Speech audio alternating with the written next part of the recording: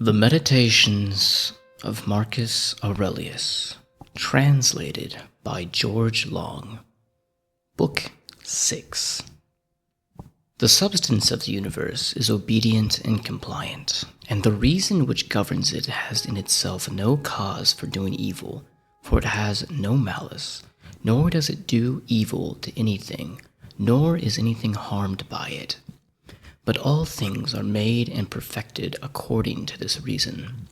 Let it make no difference to you whether you are warm or cold, if you are doing your duty, or whether you are drowsy or satisfied by sleep, or whether you are ill spoken of or praised, or whether dying or doing something else. For it is in one of the acts of life, this act by which we die. It is sufficient then in this act to do well what we have in hand. Look within. Let neither the peculiar quality of anything nor its value escape thee. All existing things soon change, and they will be reduced to vapor, if indeed all substance is one, or they will be dispersed. The reason which governs knows what its own disposition is, and what it does, and on what material it works. The best way of avenging oneself is not to become like the wrongdoer. Take pleasure in one thing and rest in it, passing from one social act to the next, thinking of God. The ruling principle is that which rouses and turns itself, and while it makes itself such as it is and such as it wills to be, it also makes everything which happens appear to itself to be as it wills. In conformity to the nature of the universe, every single thing is accomplished, for certainly it is not in conformity to any other nature that each thing is accomplished. Either a nature which is externally comprehends this, or a nature which is comprehended within this nature, or a nature external and independent of this. The universe is either a confusion and a natural involution of things and a dispersion, or it is a unity and order and providence. If then it is the former, why do I desire to tarry in a fortuitous combination of things in such a disorder? And why do I care about anything else than how I shall at last become earth? And why am I disturbed, for the dispersion of my elements will happen whatever I do? But if the other supposition is true, I venerate, and I am firm, and I trust in him who governs.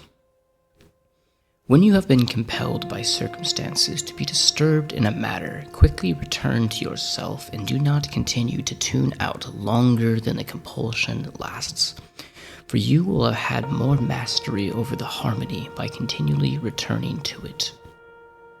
If you had a stepmother and a mother at the same time, you would be dutiful to your stepmother, but still would be constantly returning to your mother. Let the court and philosophy now be to you the stepmother and mother.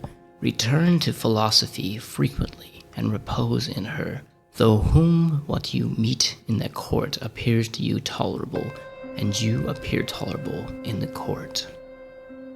When we have meat before us and such eatables, we receive the impression that this is the dead body of a fish, and this is the dead body of a bird or of a pig, and again, this valerian is only a little grape juice, and this purple robe some sheep's wool dyed with the blood of a shellfish.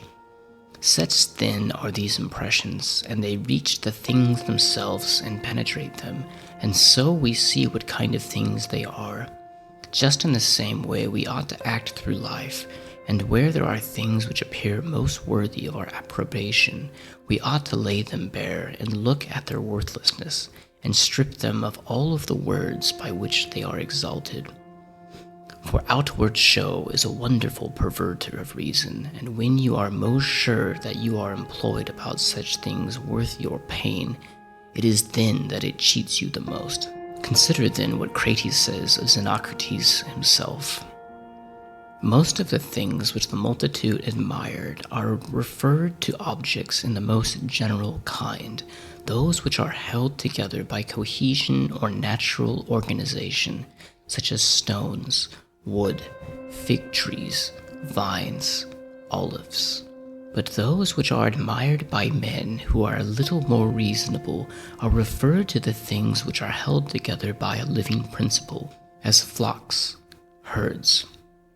Those which are admired by men who are still more instructed are the things which are held together by a rational soul, not, however, a universal soul, but rational so far as is the soul skilled in some art, or expert in some other way, or simply rational so far as it possesses a number of slaves. But he who values rational soul, a soul universal and fitted for political life, regards nothing else except this, and above all things he keeps the soul in a condition and in an activity conformable to reason and the social life, and he cooperates to this end with those who are of the same kind as himself. Some things are hurrying into existence, and others are hurrying out of it. And of that which is coming into existence, part is already extinguished. Motions and changes are continually renewing the world, just as the uninterrupted course of time is always renewing the infinite duration of ages. In this flowing stream, then, on which there is no abiding, what is there of the things which hurry by on which a man would set a high price? It would be just as if a man should fall in love with one of the sparrows which fly by, but it has already passed out of sight. Something of this kind is the very life of every man, like the exhalation of the blood and the respiration of the air. For such as this, who have once drawn in the air and who have given it back, which we do every moment, just the same is it with the whole respiratory power, which you did receive at your birth yesterday and the day before, to give it back to the element from which you did first draw it in. Neither is transpiration, as in plants, a thing to be valued, nor respiration, as in domesticated animals and the wild beasts, nor the receiving of impressions by the appearance of things, nor being moved by desires as puppets by strings, nor assembling in herds, nor being nourished by food. For this is just like the act of separating and parting with the useless part of our food. What then is the worth being valued? To be received with the clapping of hands? No. Suppose then that you have given up this worthless thing called fame. What remains that is worth valuing? This, in my opinion, to move myself and to restrain myself in conformity with my proper constitution, to which ends both all employments and art leads. For every art aims at this, that the thing which has been made should be adapted to the work for which it has been made, and both the vine planter who looks after the vine, and the horse breaker, and he who trains the dog seeks this end. But the education and teaching of youth aim at something. If this then is the value of the education and the teaching, and if this is well, thou wilt not seek anything else, will you not cease to value other things too? Then you will be neither free, nor sufficient for your own happiness, nor without passion. Of necessity, a man must be altogether in a state of perturbation who wants any of these things. And besides, he must often find fault with the gods.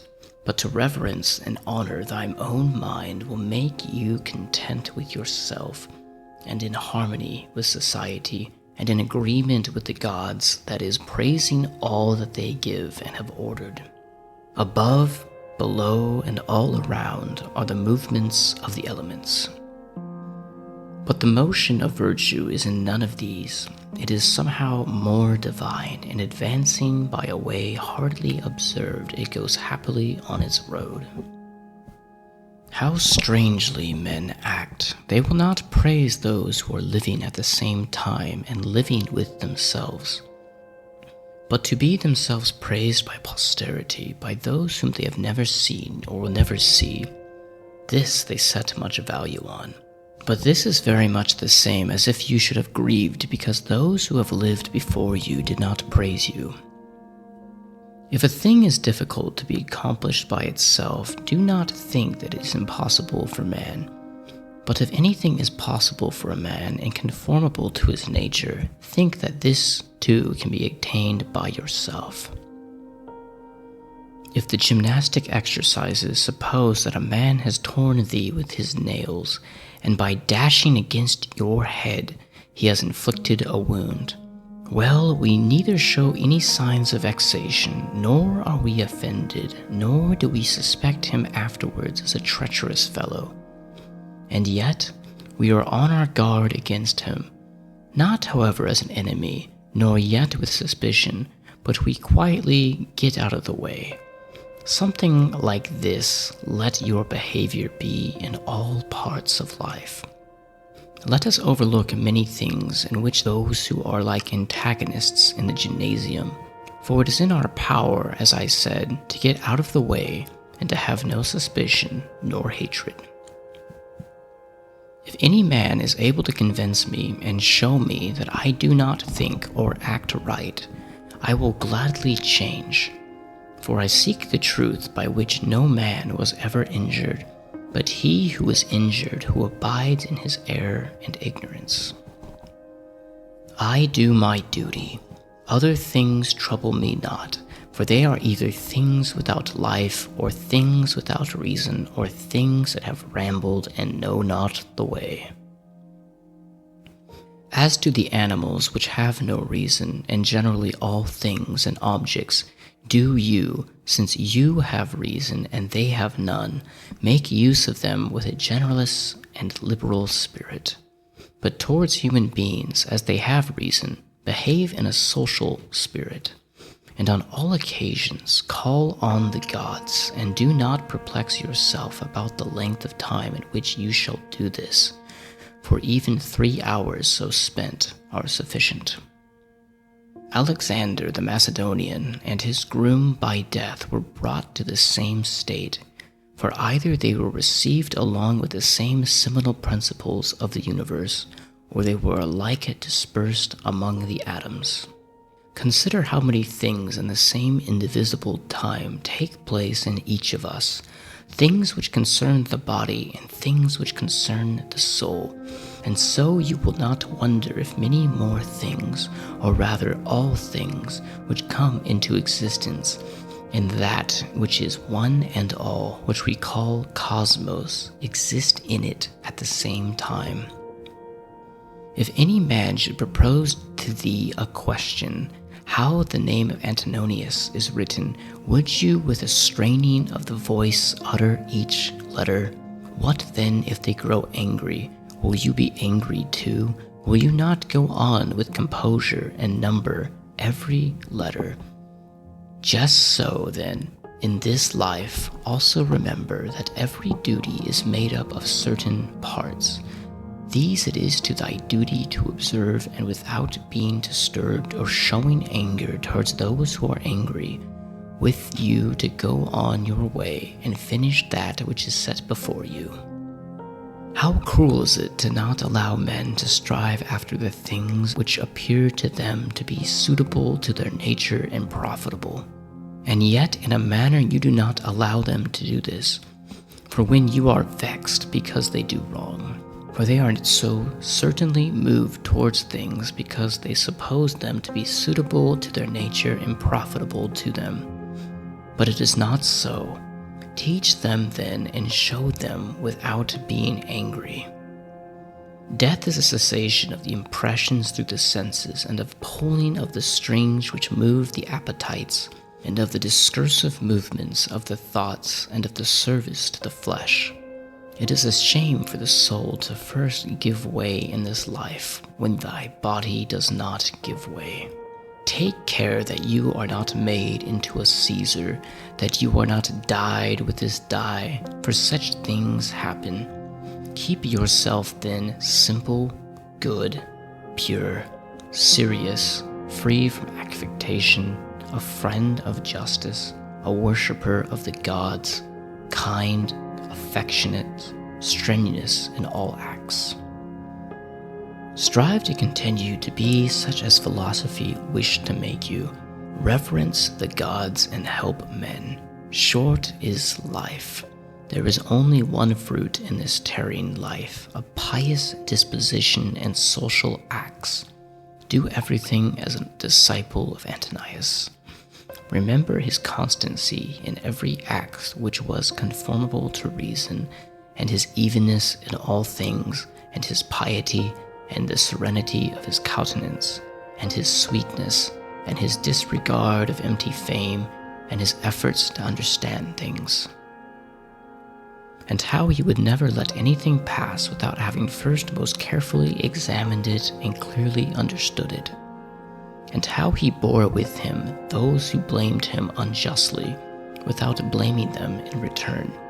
How he did nothing in a hurry, and how he listened to calumnies, and how exactly an examiner of manners and actions he was, and not given to reproach people, nor timid, nor suspicious, nor a sophist, and with how little he was satisfied, such as lodging, bed, dress, food, servants, and how laborious and patient, and how he was able on account of his sparing diet to hold out to the evening, not even requiring to relieve himself by any evacuations except at the usual hour, and his firmness and uniformity in his friendships, and how he tolerated freedom of speech in those who opposed his opinions, and the pleasure that he had when any man showed him anything better, and how religious he was without superstition. Imitate all this then, that you may have a good conscience, and when your last hour comes, as he had. Return to your sober senses and call yourself back, and when you have aroused yourself from sleep and have perceived that they were only dreams which troubled you, now in your waking hours look at these, the things about you, as you did look at those, the dreams. I consist of a little body and a soul. Now to this little body all things are indifferent, for it is not able to perceive differences. But to the understanding those things only are indifferent, which are not the works of its own activity. But whatever things are the works of its own activity, all these are in its power, and of these, however, only those which are done with reference to the present. For as to the future and the past activities of the mind, even these are for the present indifferent. Neither the labor which the hand does, nor that of the foot, is contrary to nature, so long as the foot does the foot's work and the hand the hand's. So then, neither to a man is a man in his labor contrary to nature, so long as it does the things about a man. And if the labor is not contrary to his nature, neither is it an evil to him. How many pleasures have been enjoyed by robbers, patricides, and tyrants? Do you not see how the handicraftsmen accommodate themselves up to a certain point to those who are not skilled in their craft? Nevertheless, they cling to the reason, the principles of their art, and do not endure to depart from it. Is it not strange if an architect and a physician shall have more respect to the reasons, principles of their own arts than man to his own reason, which is common to him and the gods? Asia, Europe are corners of the universe, all the sea a drop in the universe. Athos, a little clod of the universe. All the present time is a point in eternity. All things are little, changeable, perishable. All things come from thence, from that universal ruling power, either directly proceeding or by any way of sequence. And accordingly, the lion's gaping jaws, and that which is poisonous, and every harmful thing, as a thorn, as mud, are after products of the grand and beautiful. Do not then imagine that they are of another kind from that which you do venerate, but from a just opinion of the source of all. He who has seen things has seen all, both everything which has taken place from all eternity and everything from which there will be time without end. For all things are of one kin and of one form. Frequently consider the connections of all things in the universe and their relation to one another. For in a manner all things are implicated by one another, and all in this way are friendly to one another.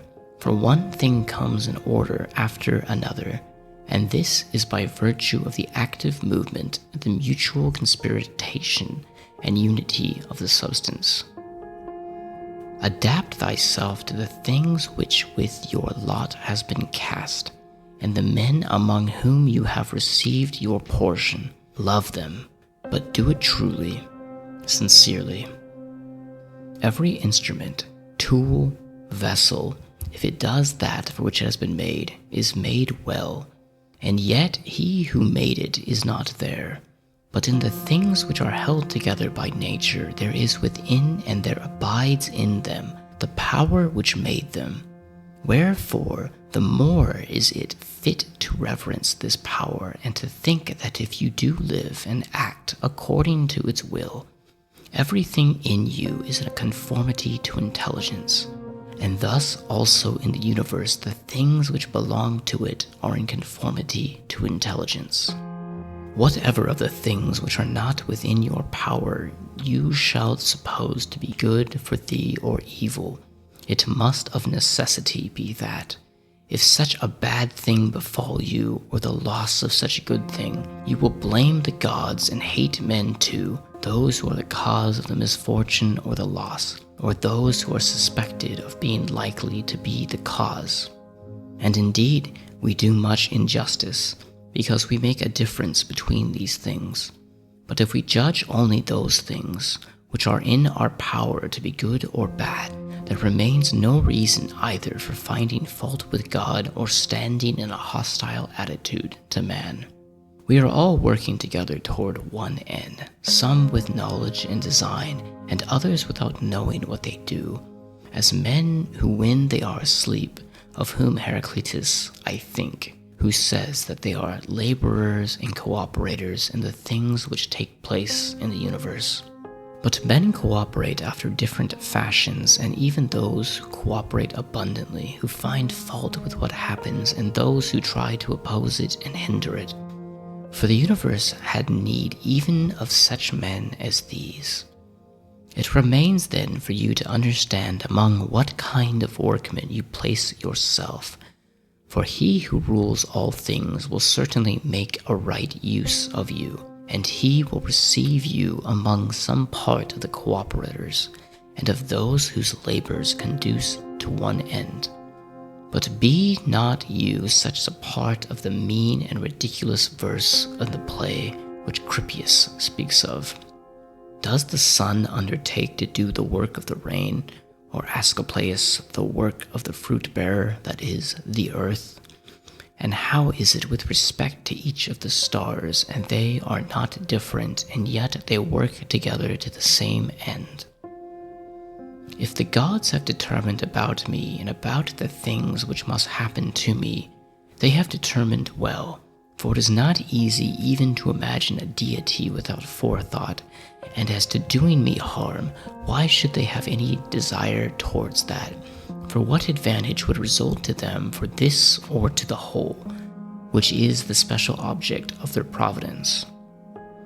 But if they have not determined about me individually, they have certainly determined about the whole, at least, and the things which happen by way of sequence in this general arrangement, I ought to accept with pleasure and be content with them. But if they determine about nothing, which is wicked to believe, or even if we do believe it, let us neither sacrifice, nor pray, nor swear by them, nor do anything else which you would do as if the gods were present and lived with us.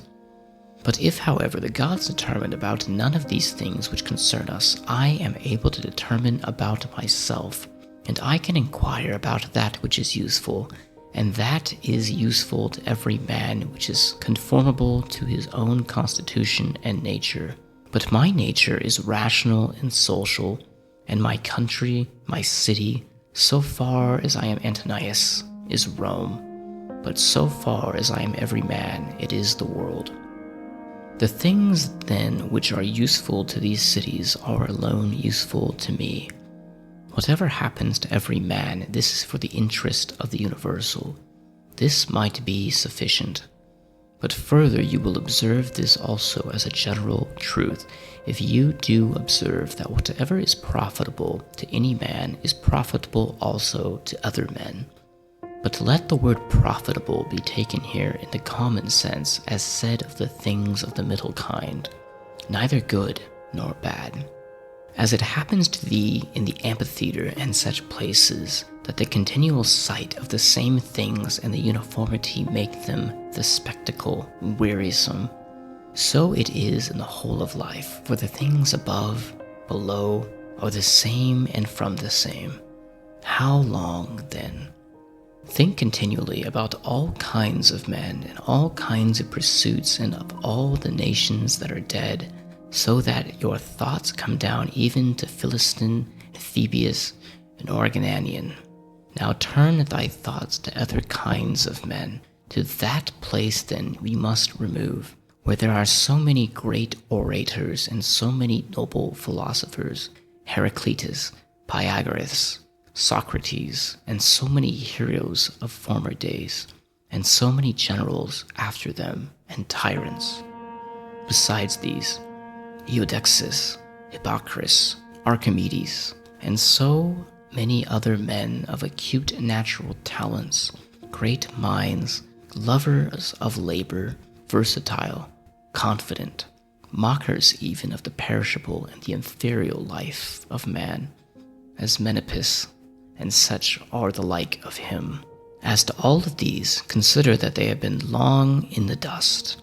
What harm then is this to them, and to those whose names are altogether unknown?